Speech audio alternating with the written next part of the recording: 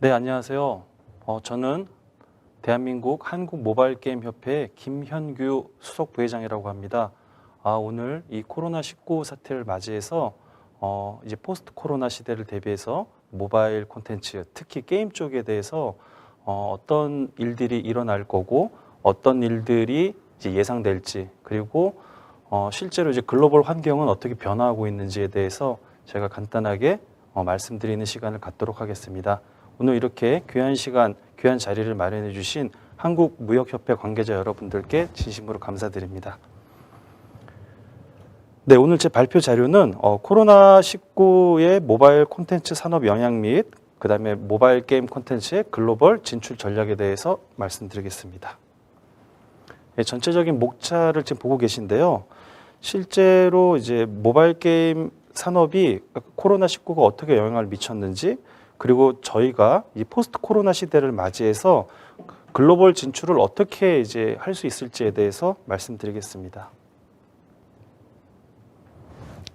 네, 간단한 토픽을 이제 보시는 바와 같이 쭉 보시면 되고요.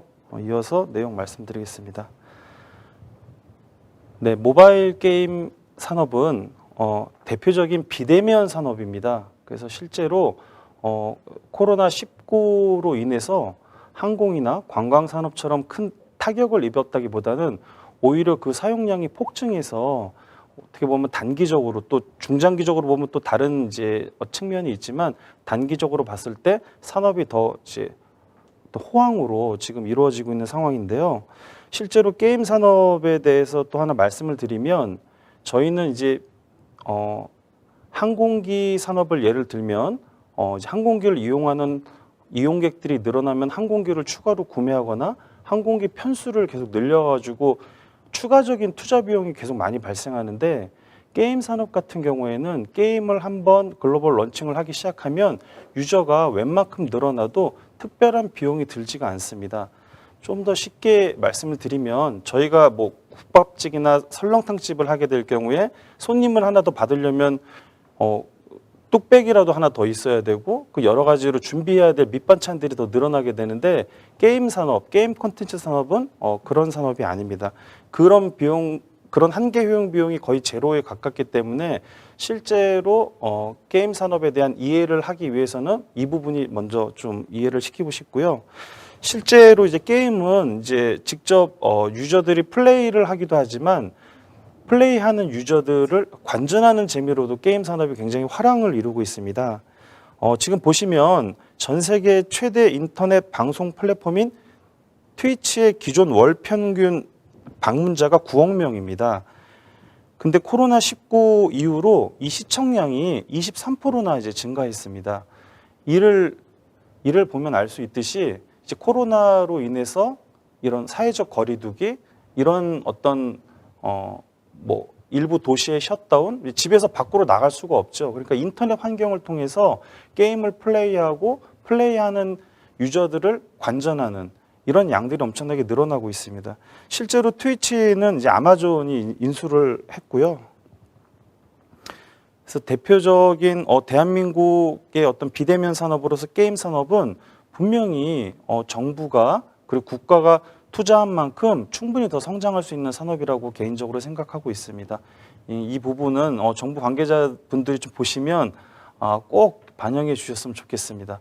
실제로 이 대한민국 국민 굉장히 똑똑하고 훌륭하시거든요. 실제로 게임을 기획하고 게임 사운드를 만들고 게임에 들어갈 그래픽을 아름답게 그려내고 그다음에 프로그래밍을 하는, 저희는 뭐 교육부에서 어렸을 때 코딩 교육도 교육부에서 진행하고 있죠. 그런 식으로 이렇게 게임을, 하나의 완성된 게임을 만들 수 있는 국민을 보유하고 있는 국가가 글로벌에서 20개도 안 됩니다.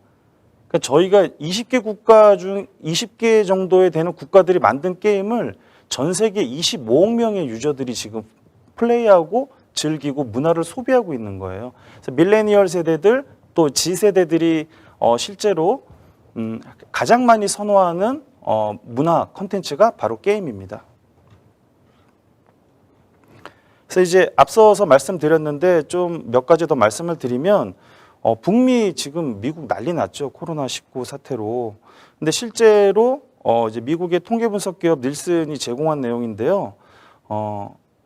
게임의 이용 시간, 실제로 게임 플레이한 시간이 코로나19 이전보다 이후에 45%나 증가했습니다. 왜냐하면 집 밖으로 못 나가게 하잖아요. 집 안에서 무엇을 할 수 있을까요? 어떤 문화를 즐길 수 있을까요? 세계는 완전히 코로나 이전의 시대로 돌아가지 않을 거기 때문에 그런 부분들 되게 중요하고요.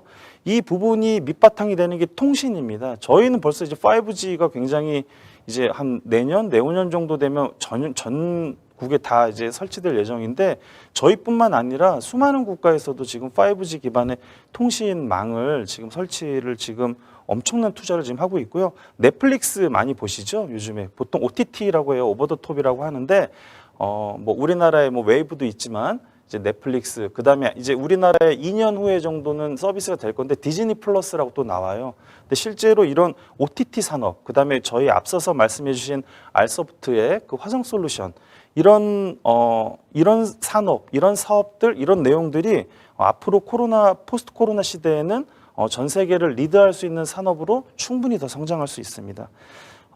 저희는 이제 게임 플랫폼 하면 모바일에 뭐 구글 플레이나 원스토어나 이제 애플, iOS의 애플 플랫폼에서 모바일 게임들 플랫폼만 생각을 하는데요.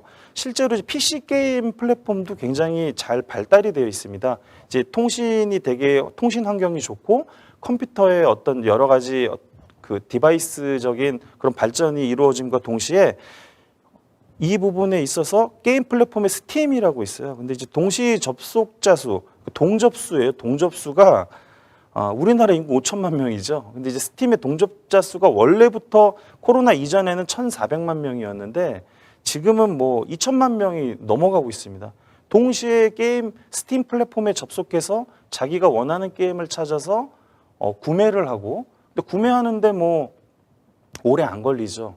그리고 구매한 게임을 사는데도 이제 온라인으로 다 다운로드를 일단 받기 때문에 그 부분은 굉장히 쉽게 내가 내 집에서 전 세계 개발자들이 개발한 게임을 쉽게 다운로드 받고 즐길 수가 있다. 이런 플랫폼 중에 하나가 스팀이고요.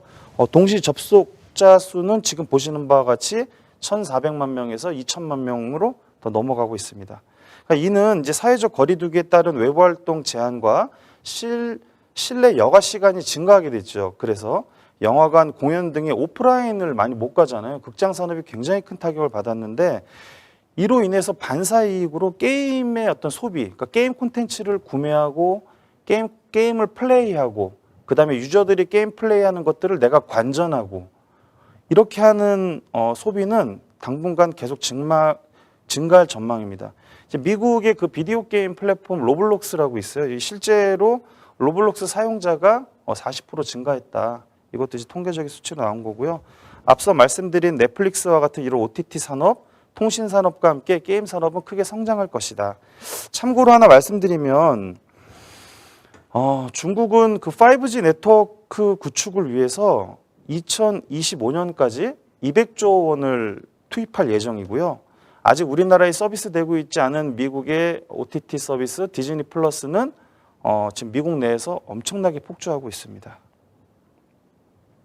네, 대한민국에서 게임 산업이란 한번 검토해 보겠습니다. 전 세계 게임 산업 규모는 생각보다 큽니다. 185조 원 정도 되고요. 대한민국은 전 세계 한 4위 정도 되고 저희 위에 이제 일본, 미국, 중국이 있습니다. 예, 그만큼 저희는 이제 국민 수나 어떤 국가의 규모에 비해서 IT 인프라가 원천적으로 굉장히 뛰어나고 게임을 개발할 수 있는 20개 국가 중에 하나이기 때문에 게임 산업은 정말 어디에다 내다 놔도 손색이 없을 정도로 성장할 수 있는 산업이고 성장하고 있는 산업입니다. 전 세계 게임 유저는 한 25억 명 정도로 추산이 되는데요. 저희 대한민국 국민 수에 견주어서 봤을 때 25억 명이라는 숫자는 어마어마하죠. 이게 바로 글로벌 진출을 해야 되는 이유입니다. 그리고 게임 산업은 이제 이런 문화 콘텐츠 산업이 이제 대표적으로 그 IP 확대가 가능한 산업이라고 할 수 있는데 제가 뒤에서 예시를 들면서 보여드릴 텐데 여러분들이 잘 아시는 포켓몬고나 그다음에 원래 소설로 먼저 원작 소설이 있는 해리포터와 같은 이런 컨텐츠들도 소설이 게임이 되고 게임이 영화가 되고 영화가 게임이 되고 게임이 또 웹툰이 되고 뭐 이런 어떤 교류가 되고 IP를 점점 되게 더 중요하게 생각해야 된다고 말씀드리고 싶고요. 대한민국 게임 산업의 수출 비중을 그냥 간단하게 쉽게 말씀드리면 BTS를 중심으로 뭐 아미 전 세계 대단하지 않습니까? 실제로 그런 K-팝 매출의 10배 이상이고요. 영화는 뭐 지금 기생충 봉준호 감독이 전 세계를 다 휩쓸었는데 영화 산업 매출의 게임 산업 매출은 100배입니다. 100배. 예. 그리고 이제 밀레니얼 세대, 새로운 청년 세대의 일자리를 창출을 확대할 수 있는 대표적인 산업입니다.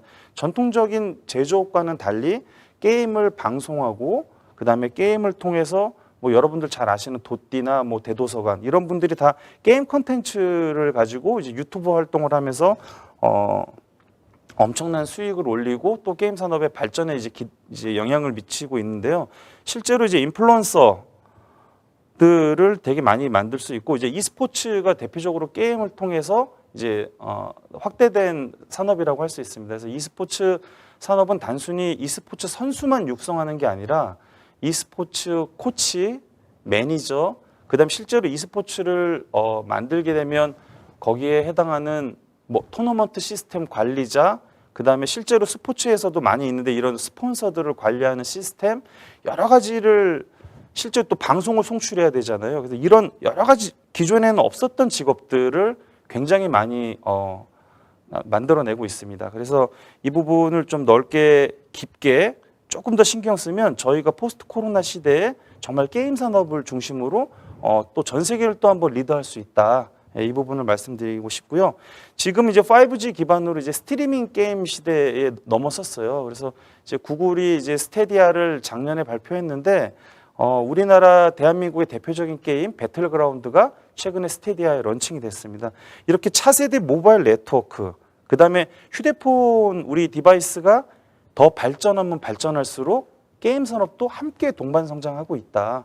그 어떤 발달된 네트워크 환경, 더 빠른 네트워크 환경, 그다음에 클라우드 컴퓨팅, 그다음에 인공지능, 그다음에 전 세계 25억 명 유저를 기반으로 한 빅데이터 이런 산업들이 다 어느 거 하나 게임에 걸쳐 있지 않은 게 없습니다. 그래서 그런 부분에 대해서 제가 잠깐 말씀을 드리는 거고 누차 강조해서 드리면 전 세계에서 게임 콘텐츠를 완벽하게 만들어낼 수 있는 국민을 보유하고 있는 국가가 많지 않다. 예, 이 부분 자신 있게 말씀드리고 싶습니다.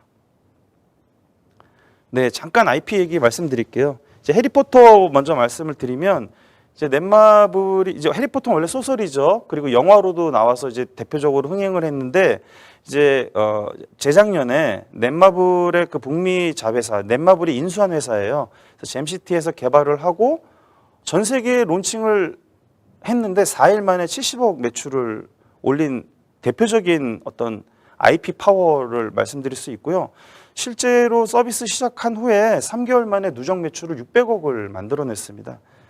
저희가 자동차 판매해가지고 600억 벌려면 얼마를 투자해야 되는지 감이 오시죠? 실제로 이것은 이제 나이언틱이라고 하는 그 포켓몬고 개발사에서 AR 게임으로도 런칭을 했어요. 그래서 실제로 이제 우리나라 이제 모 통신사에서 그 통신사 5G를 초기에 런칭하고 크게 홍보할 때 이 게임을 가지고 마케팅 수단으로 활용하기도 했습니다.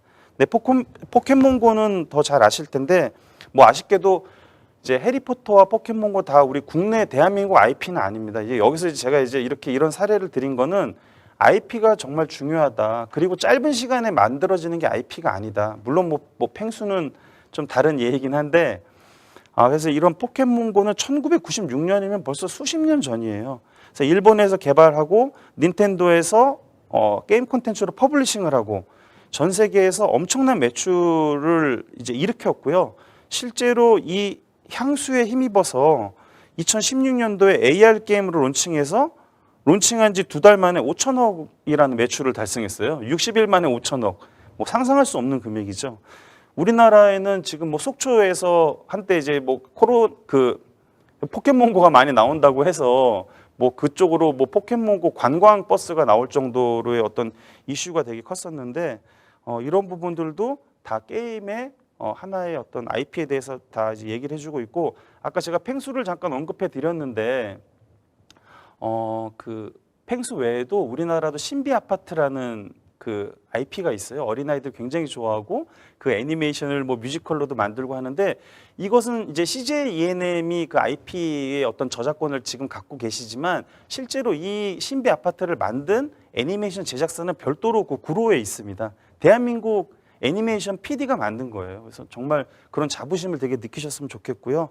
우리도 그런 IP를 만들 수 있다. 그리고 뭐 아이코닉스 뭐 이런 것은 더 말할 것도 없죠. 예. 네, 지금까지 제가 전반적으로 포스트 코로나 시대에 그다음에 그 이전과 이후의 게임 산업이 어떻게 이루어져 왔고 게임이 어떻게 더 발전할 것인지에 대한 전망을 간단하게 제가 짚어드렸으면 지금부터는 이 포스트 코로나 시대를 뛰어넘는 우리 모바일 게임 산업의 글로벌 진출 전략, 산업에 종사하시는 분들이 굉장히 많은데 산업이 발달하고 그 이면이 엄청나게 화려하잖아요. 그 돈을 막 몇천억씩 벌었다, 뭐 1년에 1조를 번다, 화려한 그 이면에는 그거는 상위 뭐 1%의 이야기고 어느 문화 산업이든 산업이 고도화될수록 양극화는 심화됩니다. 다 마찬가지인데 게임 산업도 마찬가지입니다. 그래서 그 우리나라는 그 탄탄한 중소 인디 개발사들이 이제 여전히 있지만 그들이 생존하기에는 되게 어려운 환경이에요. 그래서 국내보다는 글로벌로 진출을 해야 되고 그거에 대한 전략에 대해서 간단히 살펴보겠습니다. 네, 대한민국 정부 게임 산업 지원을 굉장히 잘하고 있습니다. 주무부처는 이제 문화체육관광부인데요. 문화체육관광부 외에도 제가 뒤에서 설명드리겠지만 뭐 산업통상자원부, 과학기술정보통신부, 뭐 정말 게임과 관계가 없는 정부 주무부처가 있을까 할 정도로 게임 산업에 지원을 잘 지금 하려고 그리고 많이 노력을 하고 계시고요. 그다음에 이제 국내에 제가 인디게임 페스티벌 대표적인 것들을 몇 번 말씀드릴 거예요. 이게 이제 국내에서 만들어진 인디게임 페스티벌이지만 전 세계 유저가 주목하고 또 심지어 이제 몇 개의 인디게임 페스티벌은 해외 유저의 작품도 저희가 받아요. 그래서 저희가 해외에 어떤 개발자들이 오시게 되면 그 부분은 저희가 직접 개발자들끼리 교류를 할 수 있고 뭐 이런 내용들의 전략이 있고요. 멀티 플랫폼 전략을 좀 오늘 말씀드리고 싶어요. 실제로 글로벌 멀티 플랫폼 전략은 우리는 모바일 게임에 주로 출시를 많이 하는데 유럽이나 북미, 일본은 주로 콘솔, 플레이스테이션이나 뭐 닌텐도, 요즘 동물의 숲 엄청났죠. 그런 쪽에 이제 출시를 많이 하는데 우리가 개발한 모바일 게임을 가지고 충분히 그렇게 이식할 수 있다라는 것을 말씀드리고 싶고 글로벌 안에도 로컬 마켓들이 있습니다. 오늘 제가 설명드릴 것은 이제 미국의 그 수감자들, 그 재소자들에 관련된 내용을 간단하게 말씀드릴 거고요. 또 특수 마켓 이런 전략들을 말씀드리겠습니다. 그리고 이제 신흥 시장은 계속 저희가 발굴을 해야 돼요. 이제 그것은 중국이 이제 저희와 그 사드 관계로 인해서 문화 콘텐츠 산업이 굉장히 지금 타격을 입고 게임 같은 경우는 이제 판호를 한 번도 받지도 못했는데 그거에 대해서 그럼 그 외의 시장이 어디냐? 그거에 대해서 여러 시장들이 있는데 그 중에 제가 하나를 오늘 갖고 왔고요. 그다음에 현지화를 어떻게 할 것인지 실제로 글로벌 나가려면 단순히 그냥 뭐 텍스트를 번역해서 될 내용이 아니라 어느 부분들까지 검토를 하고 준비를 해야 되는지에 대해서 말씀드리겠고요. 그다음에 글로벌 크라우드 펀딩이라고 이제 우리나라도 요즘 이제 뭐 텀블벅이니 와디즈니 이런 크라우드 펀딩 플랫폼이 활성화되고 있는데 글로벌 크라우드 펀딩을 통해서 어떻게 또 진출할 수 있을지 그 부분도 좀 말씀드리겠고 자금은 어떻게 확보할지 돈이 중요하죠. 인건비가 게임 산업은 고부가가치 산업이긴 하지만 사람이 전부 다 하는 거예요. 무슨 뭐 장비, 뭐 자동차 공장이나 비행기 만드는 공장처럼 뭐 장비나 시설이 필요한 게 아니라 컴퓨터와 몇 가지의 소프트웨어와 그 다음에는 사람이 어떤 창의적인 두뇌로 지금 만들어내는 거기 때문에 그 부분의 인건비를 어떻게 확보할지 그리고 마지막으로 지금 포스트 코로나 시대에 게임 쇼들이 되게 많이 취소됐거든요. 그래서 그것의 넥스트 게임 쇼는 어떻게 될 것인지에 대해서 말씀드리겠습니다. 네, 대한민국 정부 게임 산업 지원 많이 해주고 계십니다. 잘 해주고 계시고 저도 게임 산업에 종사하는 사람으로서 감사드리고 있습니다. 먼저 이제 문화체육관광부에는 이제 게임 산업의 주무관청입니다. 주무부처고 그 산하에 나주에 있는데 한국콘텐츠진흥원이라고 있습니다. 그리고 판교에 글로벌 게임 허브 센터가 있고요. 우리나라에는 글로벌 게임 센터가 10개나 있어요. 전국 지자체에 10개. 작년 12월에 이제 충남 글로벌 게임 센터가 개소를 하면서 총 10개가 됐고 거기에 이제 여러 가지 사업들이 엄청나게 많습니다. 이제 콘진원에서 1년에 게임 산업에 투자하는 그 예산만 700억이 넘어요. 그래서 그 부분은 정말 여러분들이 준비를 잘 하셔서 사업 설명회를 잘 들으시고 자기에 맞는 사업들을 잘 선택해서 꼭 지원해 주시기를 제가 부탁드리고요. 글로벌 진출 전략을 지원해 주는 사업 중에서 GSP 플러스라는 사업이 있습니다. 그래서 이 사업은 아직 개시는 안 됐고 지금 콘진원에서 열심히 준비하고 계신데 아마 올해 하반기 때쯤 여기에 지원을 이제 국가에서 지원할 그럴 이제 훌륭한 개발사들을 모집할 예정이고요. 지원 금액이나 지원 범위가 생각보다 디테일하고 금액이 큽니다. 그래서 이 부분을 잘 주시하셨다가 오늘 방송 끝나면 본인이 게임 개발한다, 글로벌로 나가고 싶다 생각하면 꼭 한국콘텐츠진흥원의 GSP 플러스 사업을 염두에 두시기 바랍니다. 그리고 작년에 굉장히 히트를 쳤어요. 중소벤처기업부에서 그 산하에 이제 창업진흥원이라고 대전에 있습니다. 창업진흥원이 있고 그다음에 뭐 글로벌 탑이죠. 모든 어떤 시장을 장악하고 있고 대한민국 점유율도 70% 이상을 차지하고 있는 구글 플레이 스토어, 구글 플레이하고 해서 그 창업진흥원의 그다음 구글 플레이의 구해서 창구 프로그램을 만들어서 우리나라에 이제 여기 중기벤처부는 이제 게임의 주무부처는 아니니까 중소기업들을 지원해 주는 거예요. 그래서 어플리케이션을 중소기업들이 개발을 하면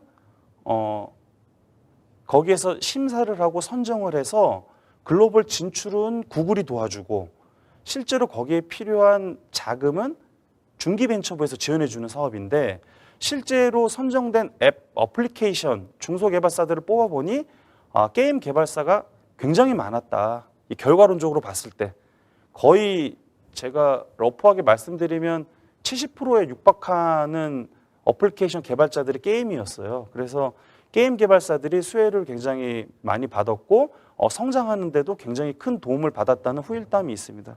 다시 한번 제가 대표해서 감사의 말씀을 드리고요. 근데 산업통상자원부, 뭐 한국무역협회도 산업통상자원부 산하에 있잖아요. 근데 여기 코트라에 정말 대표적으로 수출 바우처 사업이라는 사업이 있어요. 당연히 뭐 산업통상자원부는 대한민국의 모든 산업을 지금 아우르기 때문에 그 부분에 있어서 수출 바우처 사업은 범위가 엄청나게 큽니다. 근데 거기에서 대한민국의 게임 개발사들이 큰 혜택을 보고 있더라. 예, 그런 내용이 있고요. 그리고 산업통상자원부 산하에 특허청 산하에 한국지식재산보호원이라고 저 강남 테헤란로에 있습니다. 그래서 거기에는 이제 한류 콘텐츠의 지재권, 이게 이제 지식재산권이 굉장히 또 중요하거든요. 게임 해킹이 되게 많고 이렇기 때문에 이런 지재권을 보호해주는 컨설팅 사업이 있어요. 그래서 특허청을 중심으로 굉장히 사업을 지금 잘 하고 있고 올해도 또 수많은 이제 게임, 애니메이션, 웹툰 개발사들을 선정해서 특허 지재권 컨설팅을 이제 사업을 지원해주는 사업을 하고 있습니다. 과학기술정보통신부 뭐 너나 할 거 없죠. 산하에 이제 정보통신산업진흥원이라는 나이파가 있고요.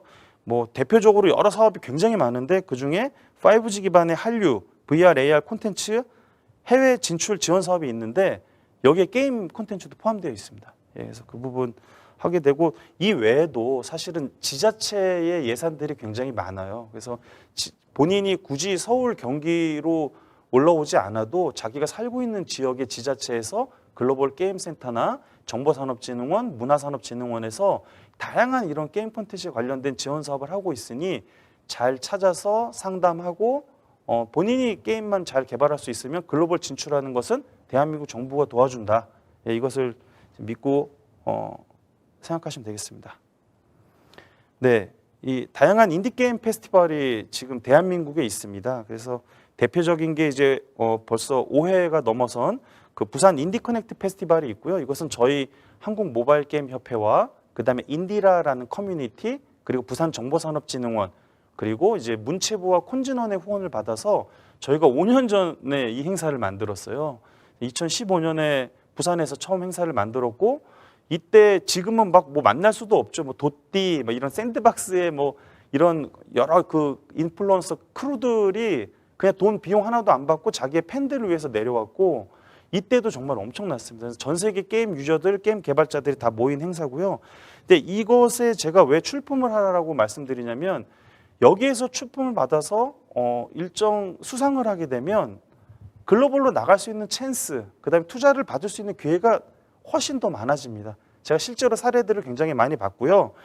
부산 인디 커넥트 페스티벌, 그다음에 이제 구글이 주최하는 구글 인디 게임 페스티벌, 그다음에 작년에 성남시랑 또 저희 한국 모바일 게임협회가 함께 준비한 인디크래프트 대한민국 인디게임 페스티벌 이런 데서 본인의 작품을 출품하고 거기에 선정이 되면 투자, 글로벌 진출 아니면 글로벌 퍼블리싱 이런 기회가 많아지기 때문에 본인의 작품성도 인정을 받고 그다음에 투자의 기회도 마련하는데 좋은 어떤 창구가 될 수 있다. 그래서 글로벌 진출 전략 중에 하나로 다양한 대한민국 인디게임 페스티벌에 작품을 출품해라.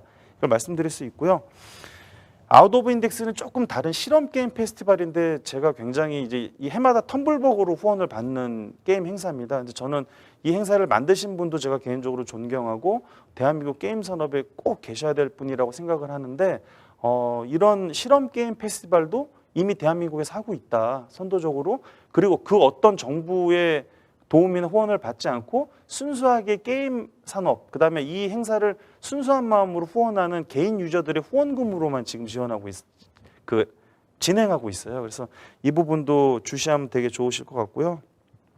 결국에 이런 기대 효과는 제가 말씀드린 글로벌 진출에 필요한 투자라든지 퍼블리싱의 기회를 잡는 것과 동시에 해외에 있는 개발자들과 소통을 직접 오프라인에서 할 수 있고 근데 물론 이제 지금 코로나 사태라서 지금 온라인으로 넘기고 있어서 그 부분은 나중에 따로 말씀드리겠습니다. 네. 그리고 이제 진성 게임 유저하고 실제로 거의 FGT에 준하는 오프라인에서의 그런 게임 쇼를 그 게임 테스팅, 게임에 대한 이야기를 할 수 있고요. 개발자들 간에 교류할 수 있다는 부분들이 많은 도움이 되실 거다 말씀드리고요.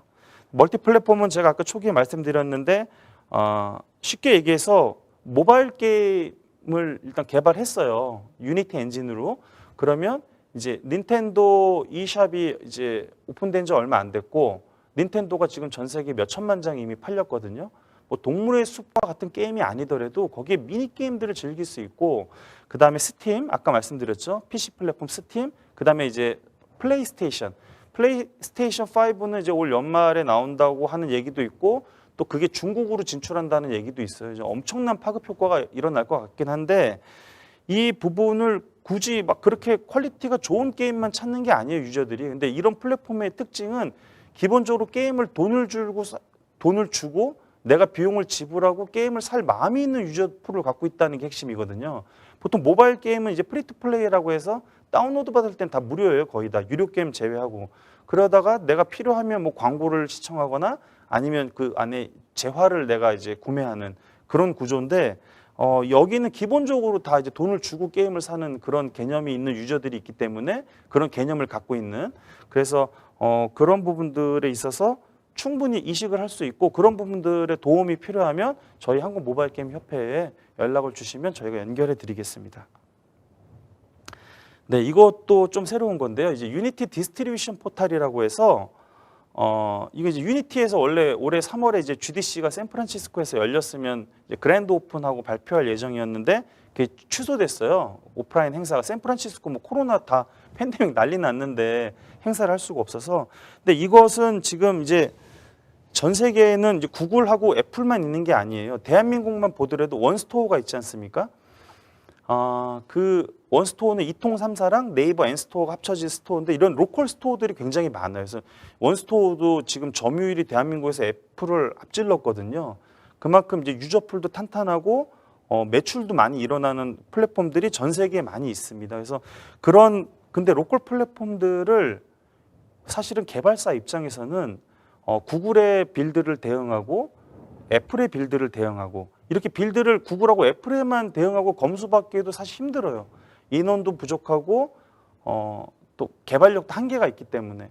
근데 이제 이런 부분들을 일일이 전 세계 이런 유저 트래픽이 높은 그런 플랫폼에 런칭하기는 만만치가 않습니다. 그래서 이것을 유니티가 중간에서 그 모든 것을 엮고 개발자는 유니티에다가만은 이제 런칭하면 되는 거예요. 그러면 유니티가 그 중간 과정에서 나머지 로컬 마켓에 서비스를 할 수 있게 하는 이런 서비스고요.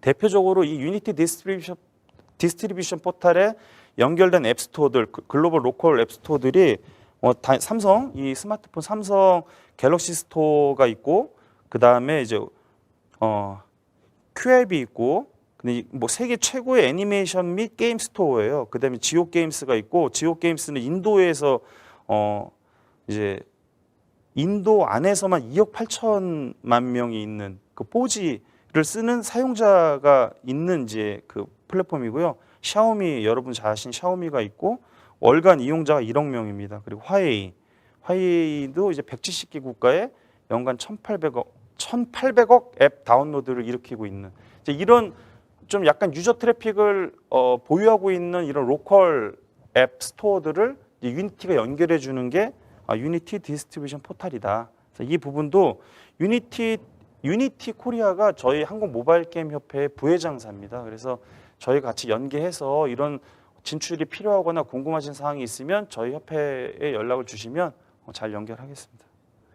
아까 이제 특수마켓에 제가 잠깐 말씀드렸는데 그 미국의 그 재소자들이 되게 많잖아요. 나라가 크고 이제 땅덩어리가 넓고 또 범죄인들도 많으니까 그래서 미국의 연방교도소 내에 수감된 약 1,100만 명 이상의 재소자들이 있어요. 그래서 이 재소자들의 교화 및 어떤 여과를 위해서 영화, 음악, 게임을 제공하는 교도소 플랫폼이에요. 이 패블킥이라는 게. 그리고 이 게임을 실제로 이제 지금 보시는 바와 같이 1.99달러에서 12.99달러로 이제 판매를 하고 있고 음악도 이제 아래 같은 내용으로 판매하고 있고요.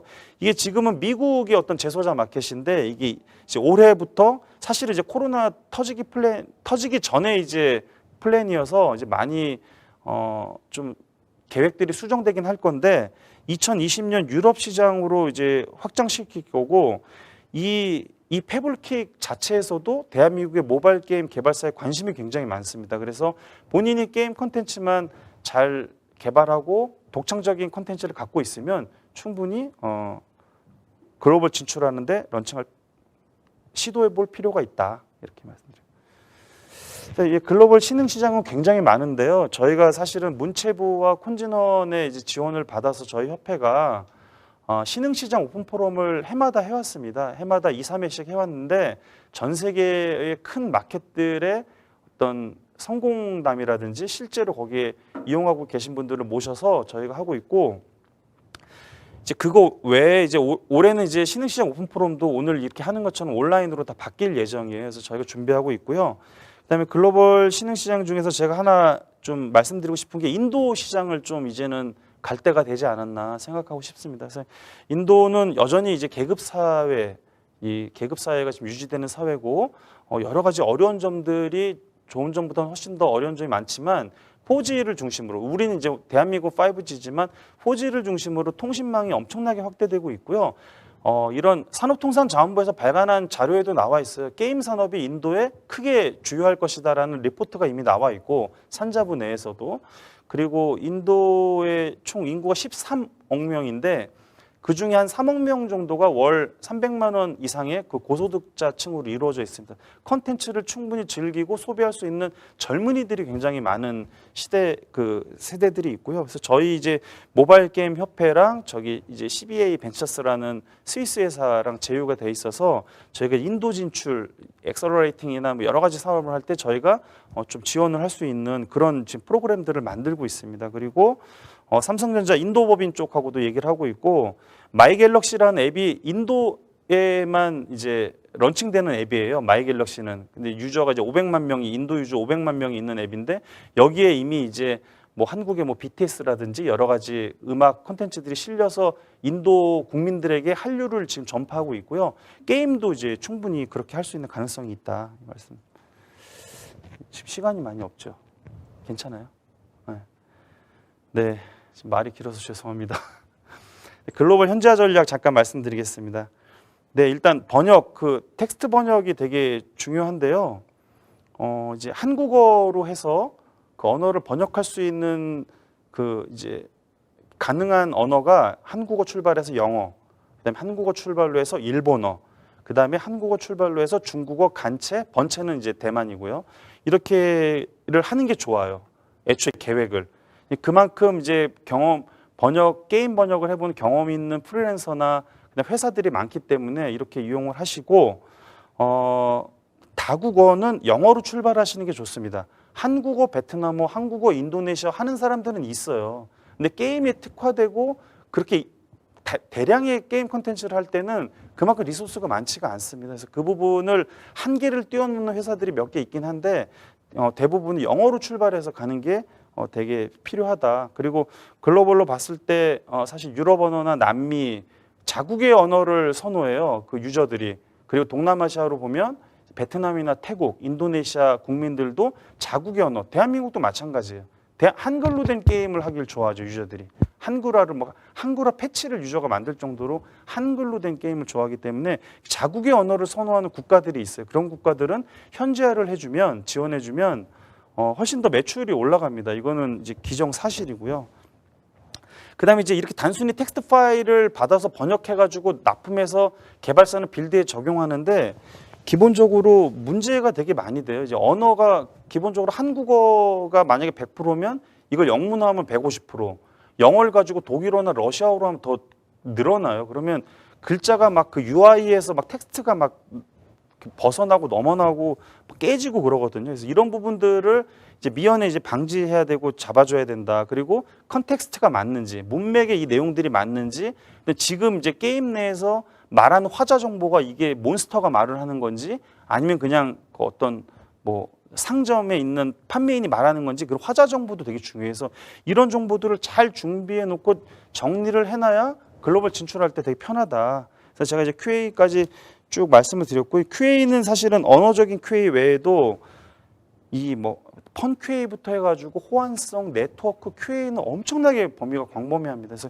QA에 대해서도 준비를 되게 많이 해야 되고 개발사 스스로 할 수는 없다. 그래서 이런 제가 아까 말씀드렸던 정부 지원 사업에 그런 서비스 지원 범위들이 들어 있으니 본인이 게임만 잘 개발하면 충분히 이제 그런 지원은 받을 수 있다라고 말씀드리고 싶고, 정보가 되게 중요해요. 그리고 정보가 업데이트하는 게 더 중요합니다. 한 번 알고 끝나는 게 아니라 매달 정보들이, 지금은 코로나 이후이기 때문에 하루가 다르게 정보들이 업데이트되고 바뀌고 있거든요. 그래서 이 부분이 되게 중요하고, 저희가 이제 게임 내에서 가격 정책을 정할 때도 해당하는 국가의 아르바이트생의 최저 시급이 얼마인지, 대한민국은 이제 8,000원에서 10,000원대인데 그러면 여기에서 이 친구들이 최저 시급을 받으면서 게임을 할 텐데 그러면 게임에 대한 과금을 얼마를 매길 건지 이런 전략들이 필요한 거예요. 그래서 이런 부분들이 필요하고, 실제로 거기 1기가가 얼마냐. 대한민국은 뭐 정말 데이터 사고 팔 일 없이 선물만 하는 나라잖아요. 선물 주고받고 아니면 자기가 무제한 쓰고.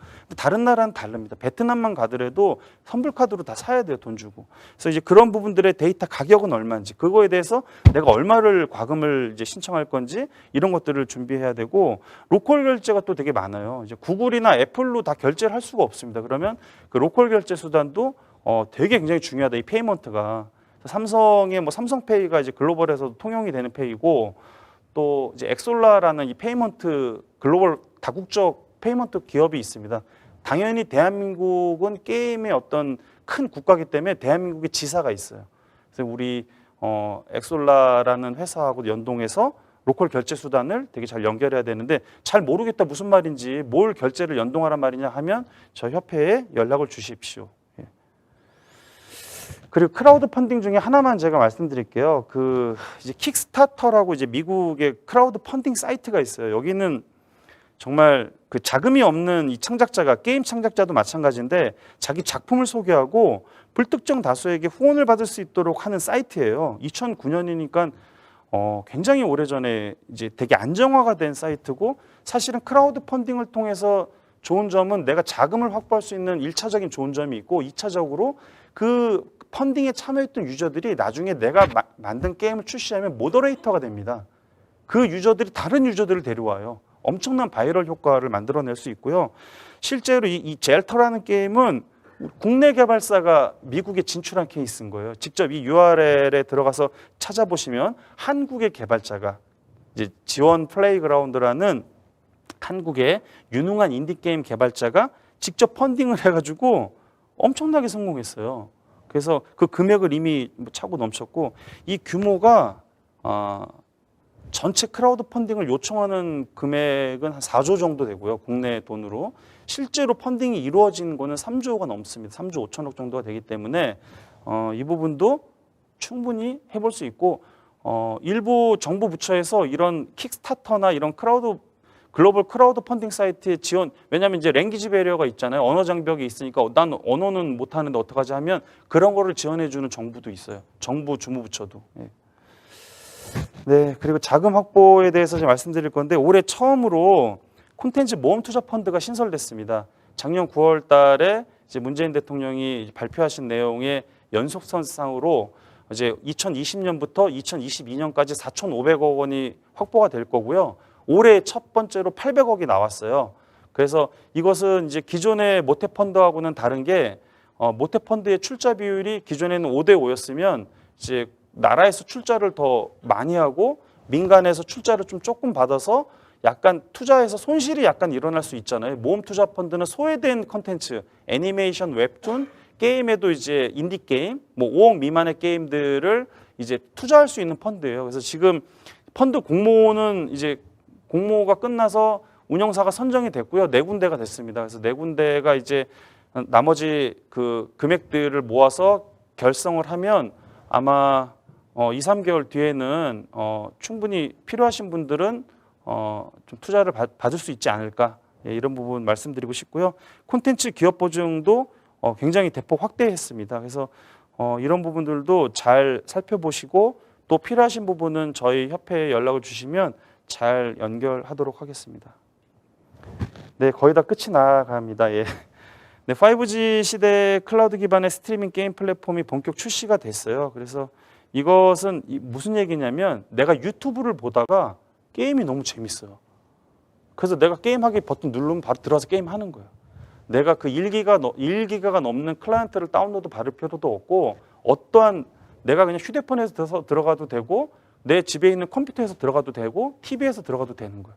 이런 시대가 5G 기반으로 열렸고 거기에 메인이 게임입니다. 그래서 지금 대한민국의 그 배틀그라운드가 얼마 전에 이제 이 스테디아, 구글 스테디아에 런칭을 했어요. 그래서 그 부분도 잘 살펴보시면 될 것 같고 아직 구글 스테디아는 공식적으로 서비스 런칭은 했는데 대한민국은 아직 서비스 지역이 아니에요.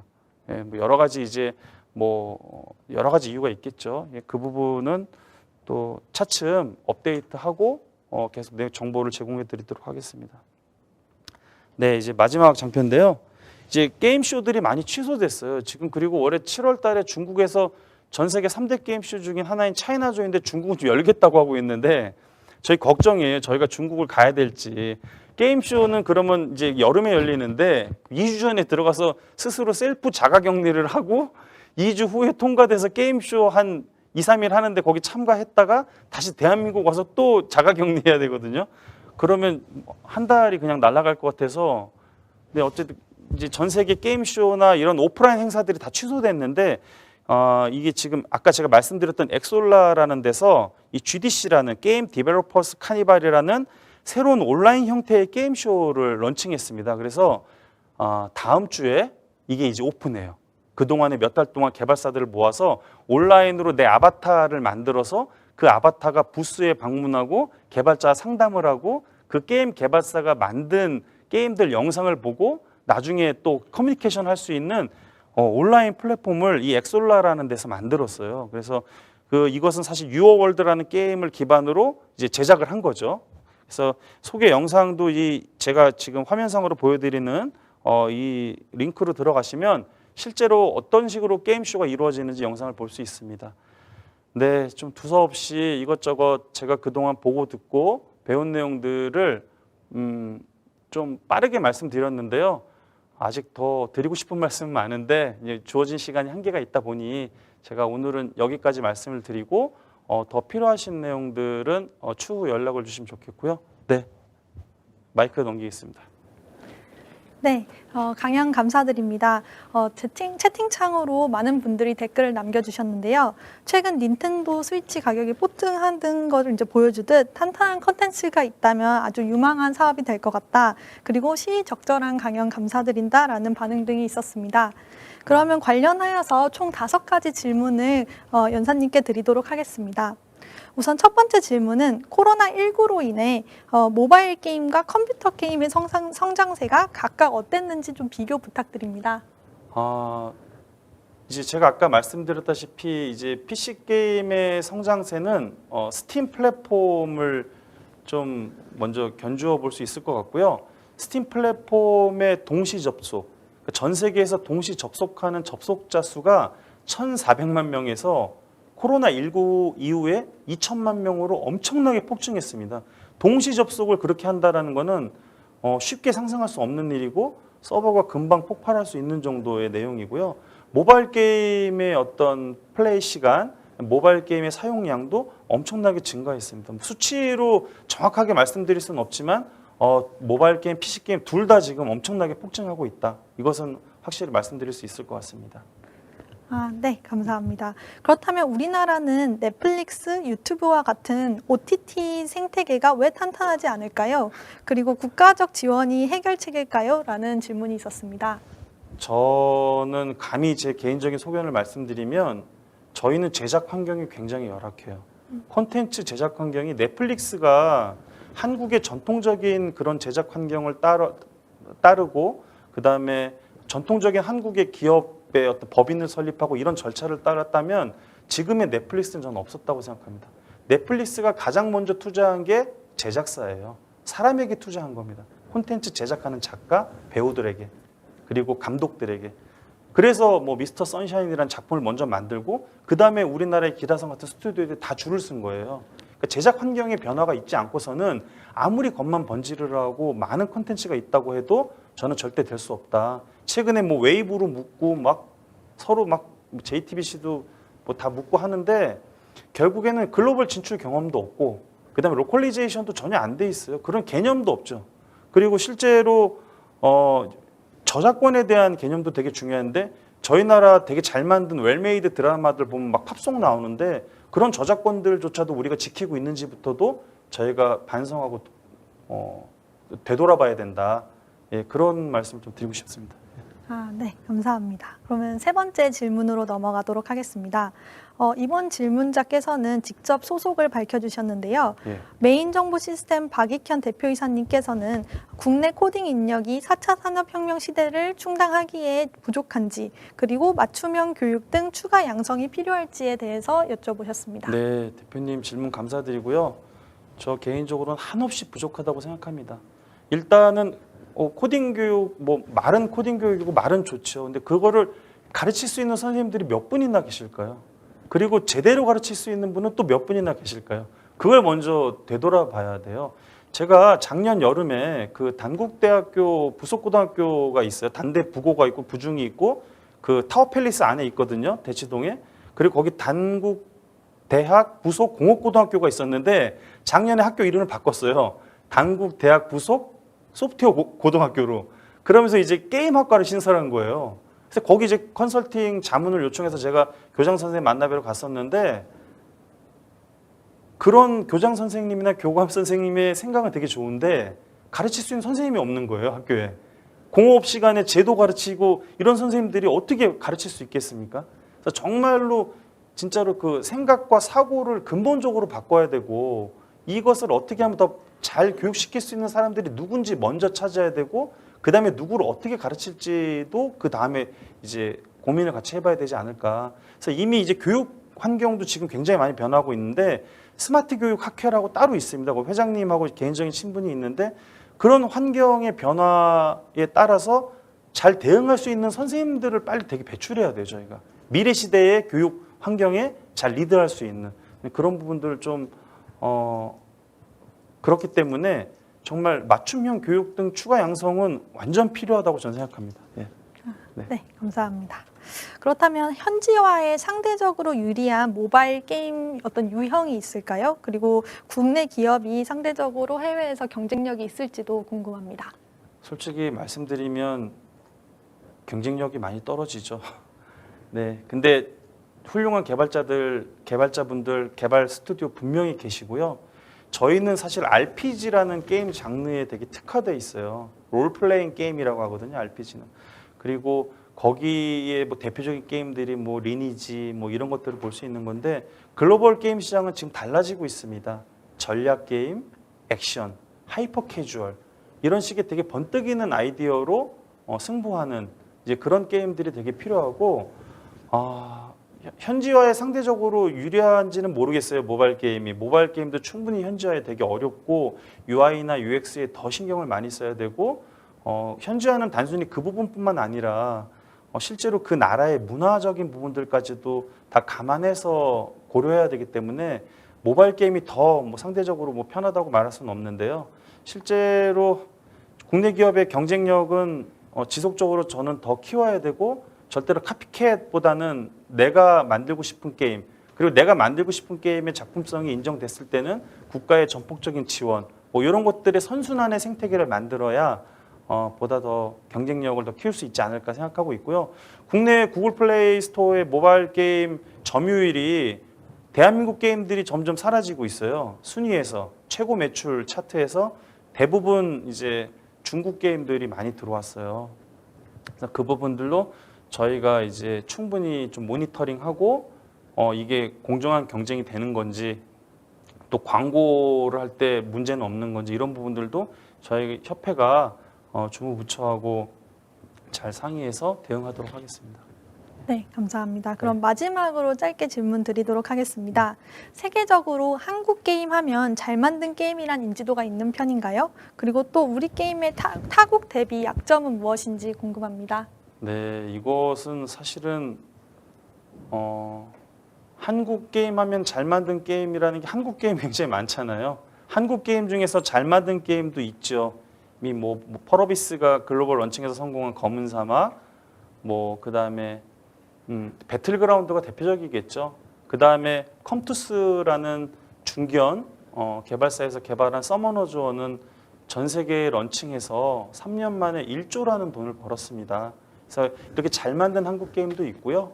또 뭐 그렇지 않은 게임들도 저는 있다고 생각하고요. 저희 대한민국 제가 아까 누차 말씀드렸지만 게임을 개발할 수 있는 사람이 있는 국민을 보유하고 있는 보유국이 전 세계 20개도 안 돼요. 그래서 대한민국 분명히 게임을 잘 만들고 있는 게임이고 지금 어쨌든 코로나19로 인해서 뭐 본의 아니게 그 한류 K 방역까지 지금 전 세계를 지금 다 휩쓸고 있고 이미 BTS 뭐 봉준호 감독의 기생충 이런 대한민국에서 만든 콘텐츠들이 글로벌의 주목을 이미 받고 있지 않습니까?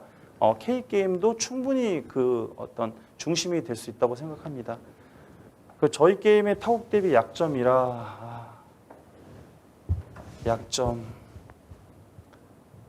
네, 당장 머릿속에 떠오르는 약점은 없네요. 강점만 있어서.